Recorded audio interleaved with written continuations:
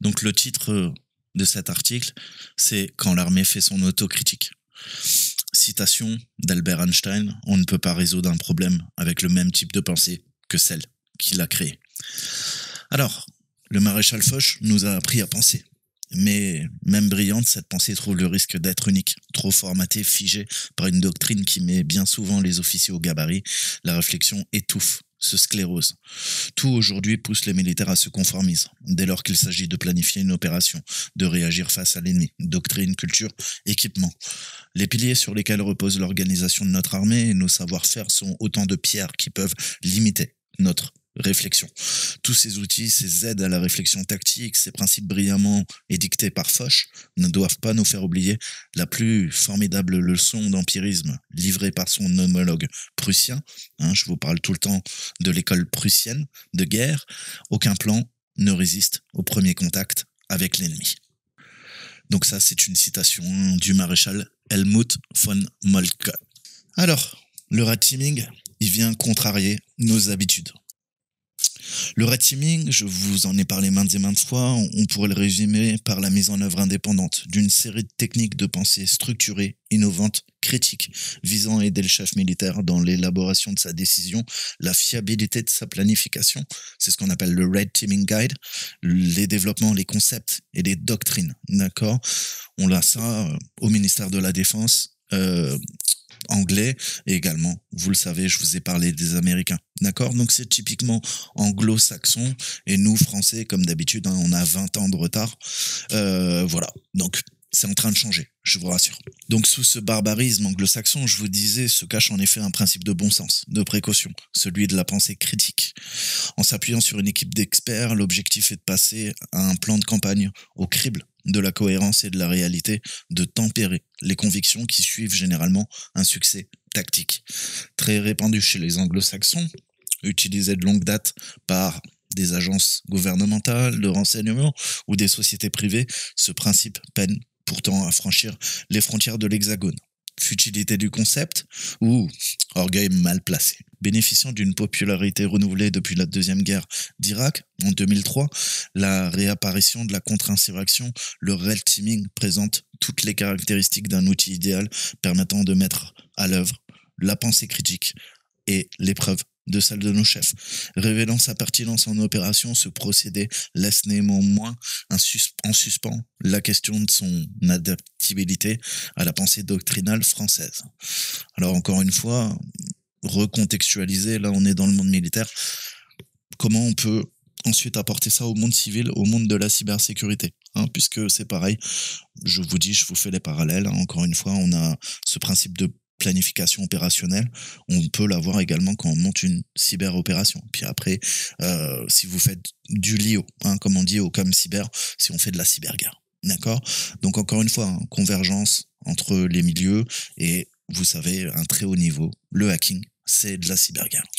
Alors les théoriciens militaires ont insisté depuis longtemps sur le fondement du red teaming, l'équipe rouge, la nécessité de s'adapter à l'ennemi et de prendre en compte les spécificités de l'environnement dans lequel on combat.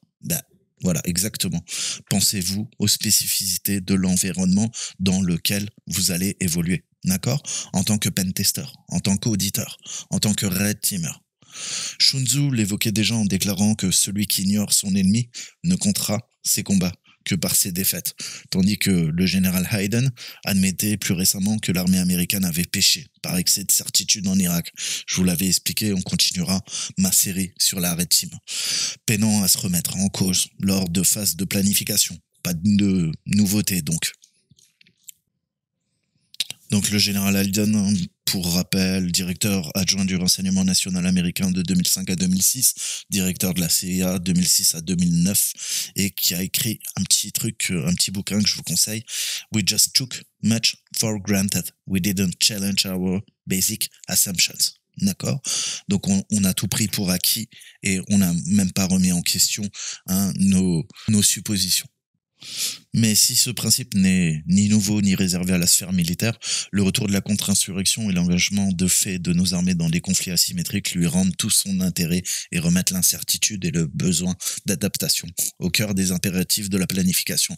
En effet, face à un adversaire diffus et changeant, les modes d'action conventionnels, tout comme la solidité du duo doctrine-équipement, ont montré leurs limites et nécessitent de facto de nouvelles méthodes. La planification opérationnelle ne peut plus se contenter d'une opposition des masses et des volontés. De même que le centre de gravité, dans sa stricte conception clausewitzienne, donc von Clausewitz, qu'on apprend en école de guerre, n'a plus de sens. Dans un environnement où la complexité et la multiplicité des acteurs obligent à le décliner au niveau tactique ou à son atteinte et où son atteinte ne garantit plus nécessairement l'effondrement de l'adversaire. Une telle complexité nécessite ainsi des points de vue nouveaux et complémentaires. Encore une fois, vous devrez, avec vos équipes, tout le temps vous challenger, poser des défis, remettre en question. Et si vous êtes trop confiant lors de vos engagements, vous allez vous faire avoir par l'équipe adverse, la Blue Team, si vous êtes la Red Team, et vice-versa. D'accord? Je vous ai dit, c'est une émulation, une simulation. On va simuler l'adversaire et on va entraîner les équipes bleues. Les équipes bleues vont nous entraîner. Équipe rouge. D'accord? Synergie. Donc c'est là que se justifie l'intérêt du red teaming face à la complexité de l'environnement. Alors là, c'est moi qui parle, comme un environnement informatique, comprenez-le bien. Tout chef militaire, tout état-major est à la merci d'un préjugé, d'une émotion, du besoin de simplifier un problème pour le rendre intelligible et résoluble par une action militaire. Véritable partie de Mikado, la planification doit analyser les répercussions du moindre mouvement et comprendre les équilibres du jeu. Et à défaut d'y être préparé, entraîné, cette complexité aboutit à un naturel besoin de simplification permettant d'éliminer des inconnus et de résoudre l'équation. Nos émotions et nos certitudes peuvent affaiblir notre jugement et notre objectivité. Elles pénalisent avec notre habitus militaire occidental notre capacité à analyser l'ennemi et à s'opposer à lui efficacement. Nonobstant, le besoin d'adaptation aux équipements et aux doctrines adverses, c'est aussi le schéma de pensée de l'adversaire, sa culture, son histoire qu'il faut prendre en compte. D'accord? C'est pour ça que je m'évertue de vous donner tout le temps, quand je fais quelques petites vidéos en géopolitique, sur un point de vue que vous ne voyez pas dans les médias, dans les masses médias. Voir le point de vue, par exemple, c'est intéressant, de la Russie en Ukraine, d'accord? Pour pouvoir se mettre à la place de l'autre et faire preuve d'empathie, et comprendre la complexité, tant sur le plan stratégique, tactique, géostratégique, géopolitique, et bien sûr, encore une fois, on va s'intéresser à l'autre, d'accord? Et pas vivre justement sur ses habitudes, ses modèles, puisque justement, ça sera résumé trivialement et ça serait mal comprendre la complexité de la nature humaine. Donc pour pouvoir comprendre les autres, il faut avoir cette ouverture, d'accord? Et qui parfois fait défaut, puisque on a ses biais cognitifs, on a ses propres modes de pensée et on a du mal à sortir de son carcan intellectuel, à sortir de sa petite boîte.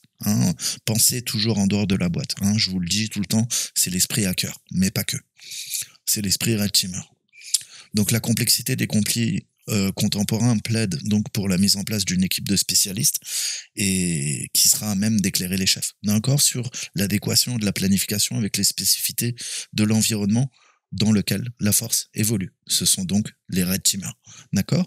Donc vous, c'est pareil. Avant de faire un audit, vous devez penser, planifier l'opération, penser aux impondérables, motiver vos équipes et puis après comprendre la planification en amont, comment vont s'opérer vos opérations lors de vos engagements. Si vous faites du black box et du red teaming, vous allez simuler les TA, les acteurs malicieux, donc on va simuler l'ennemi, d'accord, et on va essayer de rentrer dans l'entreprise comme le ferait une partie adverse malveillante, d'accord? Donc il y a une chaîne de décision, il y a des contacts à avoir, il y a les règles d'engagement, les REE, auxquelles il faut penser, quel périmètre on va attaquer, quel périmètre on ne peut pas, tout ça doit être décidé et planifié en amont. Donc c'est les mêmes principes. Vous voyez, je vous fais tout le temps les paraboles, des analogies, mais c'est vraiment ça. Et donc on peut tirer des leçons du monde militaire et ensuite nous les appliquer au monde civil. Ainsi, la planification repose sur des hypothèses, tandis que les hypothèses se fondent sur la compréhension, donc mieux on comprend, mieux on planifie. Syllogisme, qui démontre une nouvelle fois l'intérêt d'éclairer la décision du chef noyé par la masse des informations qui favorise l'approche globale ou la multiplication des moyens de renseignement. Si la Red Team apparaît aussi louable que nécessaire, ce sont avant tout ces modalités de mise en œuvre qui peuvent seules en assurer l'efficacité. La fameuse expression « quand on n'a qu'un marteau », tous les problèmes deviennent des clous. Donc l'équipe Red Team a donc pour mission d'éprouver les hypothèses et les conclusions, de tester les plans et les certitudes, in fine d'identifier des alternatives. En cela, elle diffère de la cellule renseignement d'un état-major qui est focalisé, elle, sur les menaces. Son travail est transverse et cette équipe d'experts se doit d'être subordonnée directement au chef, au profit duquel elle travaille. D'accord ? Les opérateurs pour nous en cybersécurité avec leur team leader, qui est le chef, le team leader de la Red Team. Les raisons sont doubles. Avoir une vue sur l'ensemble des travaux et délivrer les recommandations directement aux décideurs. Il est en effet indéniable que cette position quasi extra-institutionnelle de la Red Team lui confère une liberté de pensée qu'aucun autre statut n'autorise. Cette capacité est indispensable à sa fonction. Mais pour représenter une réelle plus-value, la composition de l'équipe est tout aussi importante que son positionnement dans la chaîne hiérarchique. On peut dès lors, justement, s'interroger sur l'opportunité d'affecter exclusivement des militaires à cette tâche qui existe, par définition, une pensée libre de toute empreinte doctrinale ou affective.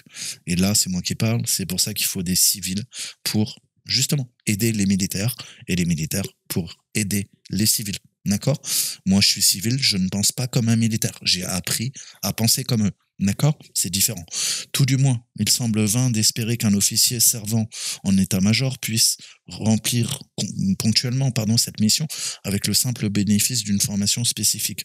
En effet, l'autre instinct de subordination qui limitera toujours sa liberté de parole et sa volonté d'aller à l'encontre de son chef. Le conditionnement intellectuel serait le même que celui des autres planificateurs. La solution d'un emploi dédié de façon permanente à cette mission est donc préférable. Alors, je vous ai parlé un peu des Red Cells qui travaillent pour le G2. La Red Team œuvre pour le chef en éclairant les opérations possibles de l'adversaire et des autres parties à la guerre et en stimulant les planificateurs. Ça, c'est le manuel FM 3.0. C'est le manuel du champ de bataille que tous les fantassins de l'armée américaine ont à leur disposition. Donc les Red Cells opèrent et travaillent. Elles vont mettre en adéquation ce qui a été mis en place en amont par la Red Team. D'accord ? La Red Team planifie, les cellules rouges agissent. Donc ce constat pousse également à étudier la présence d'experts civils. Vous voyez, c'est lui qui le dit, c'est pas moi. Formés à part entière à cette spécialité, pouvant être recrutés au vu d'une expertise beaucoup plus ciblée en fonction du conflit. Cette solution permettrait ainsi d'assurer tout à la fois la prise en compte des spécificités militaires et la stimulation intellectuelle fondée sur des profils et des expériences complémentaires. Là, c'est moi qui parle. C'est exactement ce qu'ont fait les Britanniques pendant la Seconde Guerre mondiale pour casser la machine Enigma. D'accord ? À Bletchley Park, on a pris Alan Turing et tant d'autres. Et ils avaient tous des profils différents. Il y avait des artistes, il y avait des scientifiques, il y avait des hommes de loi. Vraiment. Et c'était pas que des mathématiciens et des cryptographes. Et vous voyez cette synergie de cerveaux, de super cerveaux, de gens extrêmement intelligents et tous compétents dans leur domaine, ont fait cette magnifique équipe qui a permis, grâce à la Time Bomb, de casser Enigma. Frank Ledwidge, ancien officier britannique déployé en Irak, auteur de Losing Small Wars, illustre cette nécessité en soulignant le besoin de faire appel à des compétences civiles, non détenues ni cultivées au sein des armées, dès lors que l'approche globale est la règle du conflit. En Angleterre, le UK Civilian Stabilization Group, organisme à cheval sur le ministère des Affaires étrangères et celui de la Défense, offre l'exemple de la possibilité de s'appuyer sur un réservoir d'experts projetables en opération et aptes à compléter le processus intellectuel de toute planification. On a ce qu'on appelle la Light Rapid Reaction Corps. C'est l'état-major opérationnel de l'OTAN qui a vocation à commander une opération à dominante terrestre au niveau opératif, pardon. Et ça fait d'ailleurs systématiquement appel à des renforts provenant de cet organisme, dès lors qu'il planifie ou il se déploie. Sur un plan opérationnel, les équipes Red Teaming déployées en 2006 en Irak, de façon expérimentale puis permanente, ont prouvé leur utilité au sein de l'armée américaine. En effet, l'expérience a montré que ces types de cellules, en dehors du rythme soutenu que connaît un état-major en opération, permet de prendre du recul et offre au chef d'état-major, dans ce cas particulier, de nouvelles perspectives, des perspectives nouvelles. Ce rôle, traditionnellement confié dans l'armée américaine, dans l'armée française, pardon, à l'assistance militaire du général du commandement, ou ce qu'on appelle le G5, est une formation spécifique préalable qui mériterait dès lors un développement. Encore faut-il ébaucher quelques pistes permettant d'adapter le Red Teaming au modèle français. Alors le G5, c'est l'équivalent du corps de réaction rapide France, hein, ce qu'on appelle le CRR-FR, l'état-major français niveau 1. Alors la French Touch dans tout ça. On a le maréchal Rommel, hein, vous le savez, hein, le renard du désert, qui louait pendant la Seconde Guerre mondiale le pragmatisme des Américains face à la rigidité doctrinale des Britanniques. Il disait justement qu'il est plus facile d'apprendre que de réapprendre. Hein, c'est le problème. Encore une fois, je vous ai dit, c'est ce carcan intellectuel. Si on vous a formé depuis tout petit à penser, à avoir cette vision de groupe, hein, comment on appelle ça, la doxa, la pensée dominante, vous ne serez plus à même de penser par vous-même. Et c'est très dangereux. Ça fait des gens hautement influençables. D'accord ? Donc nous, je vous ai dit, c'est l'esprit à cœur. Vous devez apprendre à penser par vous-même. D'accord ? Et ça, c'est très compliqué. Ça demande un vrai travail d'introspection sur soi et sur les autres aussi, parce qu'il faut comprendre les autres. Donc, si on mise sur la pérennité de ce principe, qui semble de bon sens, on peut donc s'attendre à une légitimité levée de bouclier dans l'Hexagone à l'annonce de ce qui pourrait être une petite révolution doctrinale. En effet, à la rigueur planificatrice des anglo-saxons, après avoir été prussienne, l'officier français aime opposer son flair, sa légendaire souplesse et sa réactivité en conduite. Dans la pensée doctrinale française, l'idée du red teaming vient pousser davantage les rigueurs d'une planification au cours de laquelle nous aimons déjà prendre des raccourcis, sonnant comme une mesure contradictoire avec notre art français de la guerre. Mais l'art n'est pas le seul obstacle. L'arrogance de nos convictions peut s'y ajouter. Hein, c'est le gros défaut français. Ça, c'est moi qui parle. Dans quelques domaines que ce soit d'ailleurs. L'acceptation d'une vraie remise en question est en effet le postulat majeur du red teaming. Ne pas s'y soumettre complètement, c'est prendre le risque de cocher la case, sans autre plus-value que celle de renforcer davantage les certitudes en s'assurant qu'elles ont été éprouvées.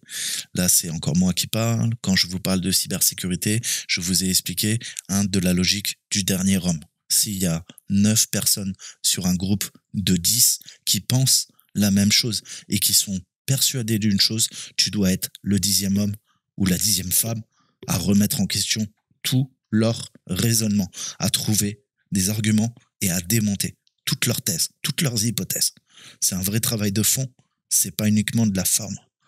Il faut donc accepter d'emblée l'idée que le chef peut être faillible, qu'un expert civil peut apporter une plus-value sur une phase de planification opérationnelle et que la doctrine ne permet pas à coup sûr de remplir la mission reçue. Cette remise en question intellectuelle n'est pas si évidente. Il n'y a qu'à lire Marc Bloch ou Jean Dutour pour s'en rappeler. Aussi, la percée de ce concept ne peut s'établir que sous la pression du haut commandement, en l'occurrence celui du commandement des forces terrestres, ce qu'on appelle le COMFT. Sous l'impulsion du Centre de la doctrine et de l'emploi des forces, qu'on appelle le CDEF. Si le défi est de taille, il n'en est pas moins réalisable dès lors que la conviction naît que le red teaming peut apporter une aide véritable dans la planification opérationnelle. En effet, il ne s'agit pas de s'opposer au sens tactique à l'intuition du chef au profit d'une science de la probabilité, mais faire de l'analyse opérationnelle, mais bien également d'apporter une plus-value intellectuelle. Et pour cela, il apparaît que le juste niveau auquel il convient d'utiliser le red teaming est opératif, car seul ce niveau permet d'avoir une vue globale, holistique, sur les enjeux d'une campagne. Décliné au niveau tactique au sein des brigades interarmées, il perd en cohérence et isole la réflexion au sein de la composante terrestre. Élevé au niveau stratégique, il devient décorrélé des réalités concrètes, tangible, uniquement sur le terrain sur lequel se déroulent les opérations. Dès lors, cet article peut servir de support à quelques propositions de nature à guider le développement du red teaming en France. Tout d'abord, la diversité. La composition d'une red team doit permettre d'apporter une vraie connaissance sur le terrain et l'ennemi. Les expériences et les modes de pensée doivent s'opposer en son sein même. Pour cela, la présence de civils, si elle ne doit pas être exclusive, est fortement recommandée. Stabilité. La connaissance de l'environnement et de l'historique du conflit est essentielle pour bien conseiller le chef. Des mandats longs doivent être préférés, chevauchant les cycles de déploiement des états-majors et pouvant appuyer leur continuité sur le recrutement d'experts locaux. Enfin, le commandement. Un colonel peut utilement être placé à la tête de ce type d'équipe. D'accord? Ça favorisera sa subordination directe au chef de la force et sa légitimité vis-à-vis du reste de l'état-major. Les membres de l'équipe sont quant à eux choisis pour leurs compétences parmi les officiers. Et la formation, la mission de la Red Team ne s'improvise pas. Ça, je vous le répète tout le temps.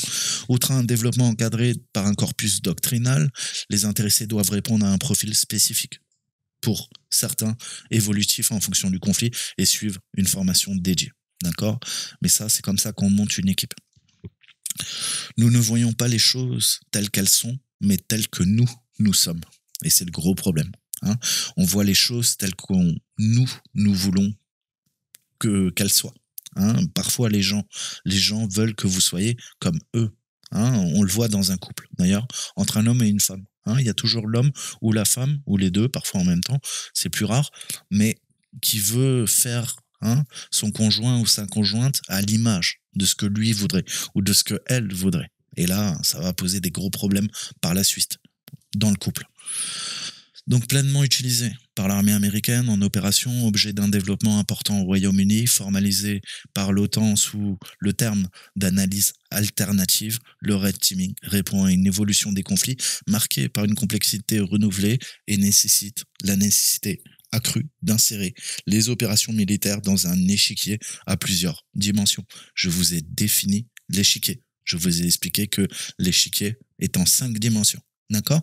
Et je vous ai dit que fusionne l'espace et le cyberespace. Si la ressource est comptée en France, cela ne doit pas pour autant empêcher d'expérimenter un concept intelligent qui semble tenir toutes ses promesses en opération. La complexité de l'environnement opérationnel est aujourd'hui un réel défi. Elle le sera certainement encore dans les années à venir. Mais si le red teaming met à l'épreuve notre raisonnement et semble pouvoir y apporter une plus-value, il n'offre néanmoins pas de solution à l'inadaptation structurelle des armées modernes dans un monde où la guerre leur échappe. D'accord? Donc au fur et à mesure que le cyber va prendre de la place, je pense, moi, que oui, en effet, les civils ont tout à apporter au monde militaire, comme le monde militaire va apporter beaucoup de choses au monde civil. Mais encore une fois, un hacker, ça ne pense pas comme un militaire. D'accord? Un hacker, ça n'a pas été formé comme un militaire. Les hackers, c'est un monde underground, d'accord? La plupart sont anarchistes, indépendants, libres de penser, d'accord? À l'inverse, où dans l'armée, tout est monolithique, formaté, compartimenté. Et c'est la pensée de groupe qui prédomine, d'accord? Et ben, voyez, qu'est-ce que peut apporter cette synergie? Si on fait un melting pot et qu'on mélange les deux, ça permettra d'assouplir d'un côté l'armée et ça permettra de structurer justement cette logique anarchiste et qui travaille parfois à l'autre bout du monde sans se connaître, c'est le propre des hackers, et ben on pourra en faire une bonne synergie pour justement, grâce au red teaming, après avoir cette force de projection que doit avoir n'importe quelle armée, d'accord, puisque les prochains conflits seront cyber et pas que.